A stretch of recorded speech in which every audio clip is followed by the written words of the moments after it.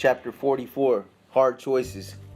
After I was escorted off the tier, I was placed in a holding cell and was told that classification was on their way up to talk to me. I knew they would try to put me back in PC, but I still had no intentions on wearing that brown shirt. In my mind, it would have represented that I had been victimized and finally fell to the agenda that they had pushed against me, and my ego couldn't allow this. But as I sat there in that holding cell, I reflected back on the day's events, trying to pinpoint anything that should have triggered my awareness or raised any suspicion. Surely they had planned this and knew they were going to do it, but for how long? I assumed they had just got the orders to do it that same day. Otherwise, I definitely would have picked up on it if this was something they were sitting on.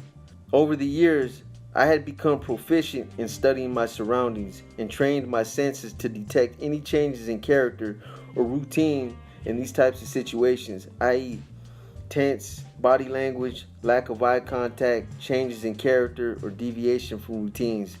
But nothing immediately jumped out at me. There were only two things throughout that whole day I picked up on, but at the time, I brushed those two incidents aside, thinking I was overreading possible warning signs. Manos made a comment during the conversation earlier in the day when he said, "Damn, B, not only do I have to worry about my enemies, but now I also have to worry about some of my own people." I detected something spiteful in his words and tone, and briefly took it as if he may have thought I had something to do with them getting indicted, almost like he was trying to drop an indirect lug, a hint. But I brushed it off, believing this could have been directed at Lencho. The other incident was a slight uneasiness about DB passing my cell earlier in the day. Normally, he'd stop at my gate and was usually real jovial. But that day, he avoided eye contact with me, and that caught my attention. But again, I brushed it aside, thinking I was reading too much into it. Whatever the case, one thing was for certain. Lencho had finally succeeded in pushing his personal agenda, and my time was finally up. Due to the fact that I knew Chuco and DC had been involved and were well aware of everything that had taken place, I knew I had no chances of clearing my name now. It had finally run its course, and they obviously decided to close the door on me. At that point, I said, fuck these motherfuckers. I'm done trying to prove myself to them anyway. I had no more intentions of ever trying to get myself back in good graces ever again. But I still wasn't about to let Dela Cruz and Cobb know this. I knew that if I did, they definitely used this to put me back in that brown shirt. When they finally did come up to talk to me, they tried asking me what happened, as if they didn't already know. I told them that nothing had happened and that the yard officer was just blowing it out of proportion. If they were going to play stupid, then I figured I might as well play along with them. I told them to put me back on the tier, but they said, it ain't going to happen. They added, we have to put you back in the observation cell, at least until our sergeant comes in tomorrow. I said, don't put me back in brown. You already know I've been going through this for almost 4 years now. So let me just keep my top while I'm in that ob cell. Dela Cruz said, I'll let the sergeant make that call tomorrow, but you already know what's going to happen. The following morning, after moving back to the observation cell, I was told that I had an interview with classification and they needed to pull me out downstairs. When I walked into the ODR, the whole classification unit was there waiting, including the sergeant. I already knew it was going to happen if I didn't go in there and make a strong case for myself. Instead of waiting to hear what they had to say, I tried to take control of the conversation. I explained I had been going through this for almost 4 years, that they all knew there was no paperwork on me, that they knew I wasn't cooperating, that the incident that happened in 2nd East was personal between Spanky and I, and that DB was still supporting me. I really had to push hard because it seemed like they had already decided before I walked in. In the end, Sergeant Corso tentatively agreed to let me keep my red shirt. But he said that if they intercepted any B&Ls with my name on it, or any filters indicating that I was in bad standings, he was going to pull the plug on me, period. He said, my only concern is the liability of the department, and when that becomes an issue, I'm not going to think about it. I'm just going to reclassify you. I knew that they'd eventually intercept something. It was inevitable, but at least I had bought some time, and I was good with that. A couple days later, Dela Cruz came to my cell and said that Livingston was downstairs and wanted to talk with me. He said, come on, man. This is your chance to help yourself. This guy wants to help you. Go down there and see what he's got to say. I was still hanging on to what I thought was my last thread of integrity, but I agreed to go and didn't care who saw me or what they thought. I was actually expecting this and had already made a decision to at least see what, if anything, I could do to help myself. When I walked into the ODR, Livingston stood up, said hi John, and extended his stand to me for the very first time. I shook his hand and said, "What's going on, Dan?" and sat down at the table in front of him. This first encounter had an air about it that felt like two long-time feuding enemies who had finally decided to sit down and iron out their differences. Again, he went over all the things he had previously discussed with me and laid everything out on the table, i.e., depending on how far I wanted to take this, I could probably do a lot to help myself during sentencing. Everything depended on how much I knew and whether or not I was willing to testify. No promises could be made. My sentencing would be up to a judge who understood all the factors involved, and I'd basically have to put some trust in the process. I would have to render a full debrief about information I could provide, and then he would take that back to the DA and see what they were willing to do for consideration. I'd be given use immunity. That would ensure protection against self-incrimination, but other than that, he made it very clear that he could not make any promises. The only assurance he gave me was that he'd do everything he could to convince the DA to offer me a plea agreement if I was honest and forthright about everything I knew. The only way I would ever get dropped or lose my agreement was if I was caught lying, fabricating, or embellishing any information. He said, "Just be honest about everything. I'm not looking to put cases on people that are innocent or who aren't involved with the organization. I only want the big players." I asked him if he could give me a week to think about it, and that's how the interview ended. He said he'd be back the following week with the immunity agreement in hand in the event I decided to go forward. I went back to my cell and weighed this out in every way imaginable. I thought about the incident with Pony, Sykes, and Joe. I thought about how Twist, Roger, and Jose were all given passes. I thought about all the humiliation I endured over the last 4 years and was never given the benefit of the doubt. I thought about how Vicky was left to fend for herself and how nobody tried to help her. I thought about all the bullshit my kids and family had to hear on the streets about me being a rat when I really wasn't cooperating. I thought about how my boy Smokey was treated, how his wife and kids were put out on the streets after losing everything. I thought about all the corruption and betrayal I had personally seen throughout the years at the highest level. I thought about the incident in Second East with Spanky and Pistolas. I thought about whether or not I really wanted to spend the rest of my life in prison, surrounded by the scum who had turned on me. I thought about all the conversations I had with my mom and stepfather while in the observation cell.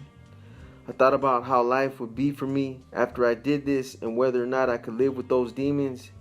And I thought about all the assurances and promises I gave Vicky before she passed away. I struggled and grappled with this undesired decision day and night, but I just couldn't bring myself to get over that final hump.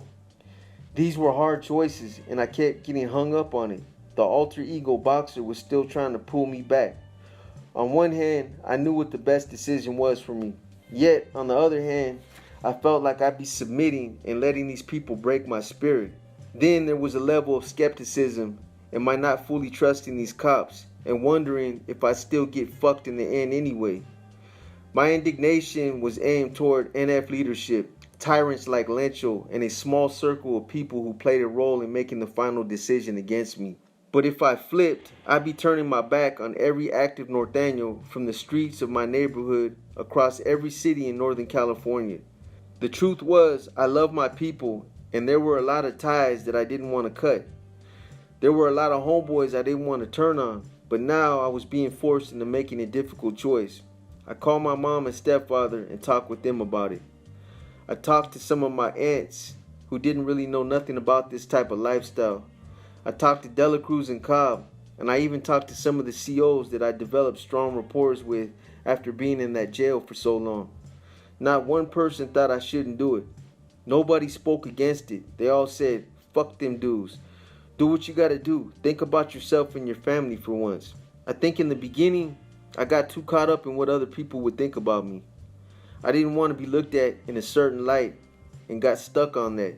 It was almost like I needed to hear everyone around me tell me that if it was them, they'd do it. I even talked to my lawyer about it because I didn't want him to look at me sideways either. When I asked for his opinion or his advice as a man, not as a lawyer, he didn't hesitate to say what he thought. He said, "My kids are the most important thing to me in this world, and I would never put anything before them. If it came to that, I would do it in a heartbeat." All this input, all these factors combined in one huge melting pot finally helped me get over that last hump. I ultimately put myself in that situation for the way I spoke in my phone calls, and I understood that, and I still believed I deserved to be given the benefit of the doubt, especially since I was a proven C who had done a lot for the organization. But now my choices were limited, and I was forced to base my decision on what was in front of me. My options were clearly spelled out. I could take the 185 years to life on the chin, go to prison, and still be labeled as a snitch no matter what I did or said, or I could swallow my pride, cooperate, and possibly give myself a chance at taking my life in a new direction. No matter how undesirable the choice may have been, the wisest and most rational choice was obvious. This is what these fools wanted, so I was finally going to give it to them. There would be no speculation about it. I was going to make it official. When Livingston came back the following week, sometime in late 2007, I told him I was ready to talk and wouldn't hold nothing back. My only request was that I didn't have to implicate Stretch, Looney, Monos, Bones, or DB, as I felt like these homeboys righteously tried to get my back. But Livingston said there were no exceptions. It had to be everything I knew, and I had to give him a full debrief. I thought back to the incident in 2nd East and how they all knew I could have gotten speared that day. They basically turned on me from that point, so I decided to go forward. This was the only way I could justify betraying them in my mind. My initial debrief was conducted over the course of an entire week, but I had so many layers of information it actually continued for up to 2 years. I talked about all the street activities I had been involved in, from San Francisco to Santa Rosa to Mendocino County to Salinas to Watsonville and to San Jose. I talked about all the information I'd gathered about Kramer's regiment, Lencho's regiment, Charlie's regiment, Sammy's regiment, and my own regiment. I talked about all my illicit activities within the organization and my involvement with the generals and their directives. I provided everything I knew. A lot of the information that Livingston sought centered around 2nd East and all the information I gathered while there. It took dozens of interviews and more phone calls than I can even remember with Livingston before I finally covered and explained everything. Livingston's partner, Ted T.J. Lewis from San Jose PD, began working with him in a major joint operation aimed all at the NF-based street regiments from San Jose across Northern California. This is the same Lewis that pulled Monster and I over that day he was arrested for his parole violation. TJ also helped debrief me and sat in almost all my interviews. I talked to the FBI, the DEA, homicide investigators, CDC, gang investigators, district attorneys, federal prosecutors, code decryptors from Quantico, Virginia, and other law enforcement officers before it was finally over. Yeah, they used me up like a dirty sponge.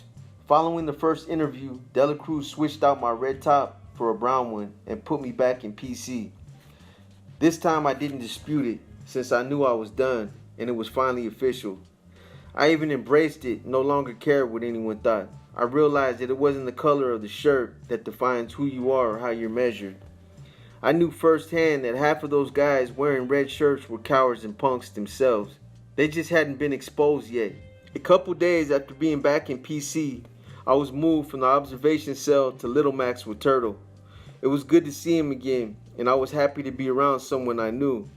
I think it was also therapeutic for both of us, since we were both going through the same thing. After reviewing some of Livingston's reports and the statements by some of those arrested, there was one particular report that related specifically to DB. At the top of the report was a heading that read, Miramontes Statement. After reading it in its entirety, I made some notations and provided an in-depth hypothesis to both Gang Intel and Livingston about the scope of his statements and how they would be construed by the NF. It was my opinion that DB would ultimately be hit for agreeing to make these statements based on the fact that he even participated in that interview. Although he didn't make any direct implications, he did make subtle comments that inadvertently indicated that Livingston's suspicions were accurate. DB wouldn't be able to justify any reasonable explanation for doing this, especially with a cop who was responsible for spearheading all these investigations against the NF. I also pointed out that DB was a longtime member who knew better, and this alone would be used against him. As a result, the jail's intel unit forced him into protective custody and housed him in an observation cell. He continued to bicker about them forcing the issue on him, but at one point he stopped fighting it and actually allowed them to house him on the tier with other PCs.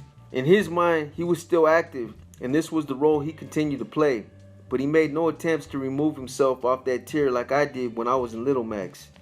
At one point, DB even attempted to file legal action against the intel unit for putting him in PC, but this was quickly thwarted when an SSU Special Service Unit out of Rancho Cordova, California released a CDC 128B Chrono State Prison form documenting an incident that took place back on September 8, 1982. The document detailed how DB told an officer in San Quentin that he felt his life was in danger from members of the Mexican Mafia and he was contemplating protective custody. Along with the CDC Chrono, there was also a handwritten note to a lieutenant signed by DB. The note explained how he had been involved in a stabbing in DVI, Dual Vocational Institution, also referred to as Tracy Prison, against a Mexican Mafia member and now feared retaliation behind this incident.